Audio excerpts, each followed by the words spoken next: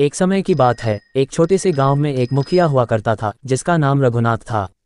वह देखने में तो बहुत विनम्र और दयालु लगता था, लेकिन असल में बहुत चालाक और बेईमान था। गांव वालों को शुरू में उस पर पूरा भरोसा था, लेकिन धीरे धीरे उसकी असलियत सामने आने लगी। गांव में पानी की बहुत कमी थी और लोग चाहते थे कि एक नया कुआं खुदवाया जाए। गांव वालों ने अपने पैसे इकट्ठे करके ये काम करने की योजना बनाई और मुखिया को उनकी देखरेख का काम सौंप दिया। लेकिन मुखिया ने गांव वालों के पैसों में से आधे पैसे अपने पास रख लिए और बची हुई रकम से एक छोटा सा गड्ढा खुदवा दिया, जो कुछ ही दिनों में सूख गया।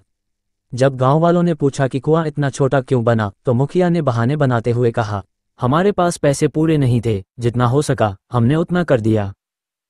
लोगों को उसकी बात पर थोड़ा शक हुआ, लेकिन कोई ठोस सबूत न होने के कारण वे कुछ कर नहीं पाए। गांव का एक बुद्धिमान युवक रामू हमेशा मुखिया की हरकतों पर नजर रखता था। उसे मुखिया की ईमानदारी पर भरोसा नहीं था। एक दिन उसने देखा कि मुखिया का घर अचानक से बहुत सुंदर और बड़ा बन गया है और उसके पास नई गायें भी आ गई हैं। ये देखकर रामू को शक हुआ कि मुखिया ने कुएं के पैसे चोरी कर लिए हैं।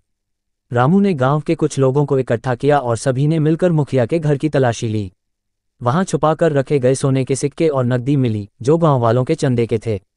अब गांव वालों को समझ आ गया कि मुखिया ने उनके साथ धोखा किया है। गांव वालों ने पंचायत बुलाई और मुखिया के सारे अधिकार छीन लिए। उन्होंने उसे गांव से निकाल दिया और उसकी संपत्ति गांव के भले के लिए इस्तेमाल की। बाद में गांव वालों ने मिलकर फिर से एक नया कुआं खुदवाया और इस बार सबने पारदर्शिता रखी। गांव से निकाले जाने के बाद रघुनाथ ने कई दिनों तक जंगल में भटकते हुए अपना समय बिताया। उसने सोचा कि गांव वाले जल्द ही उसे याद करने लगेंगे और माफ कर देंगे, लेकिन ऐसा नहीं हुआ।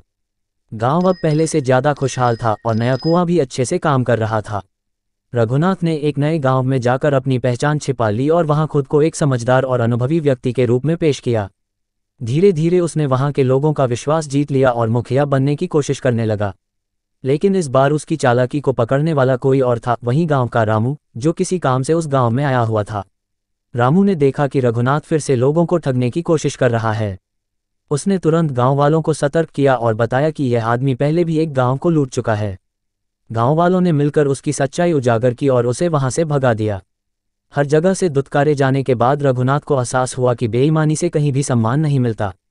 वह वापस अपने पुराने गांव लौटा और गांव वालों से माफी मांगी। हालांकि उन्होंने उसे दोबारा मुखिया नहीं बनाया, लेकिन उसे खेती करने का एक मौका दिया ताकि वह अपनी ईमानदारी साबित कर सके। धीरे धीरे रघुनाथ ने मेहनत से काम करना शुरू किया और गांव वालों का भरोसा फिर से जीत लिया। अब वह एक ईमानदार और मेहनती किसान बन गया और उसे समझ आ गया कि सच्ची खुशी ईमानदारी और मेहनत में ही है। इस कहानी से हमें ये सीख मिलती है कि बेईमानी से हमें कुछ हासिल नहीं होने वाला है, इसलिए हमें हमेशा ईमानदार रहना चाहिए।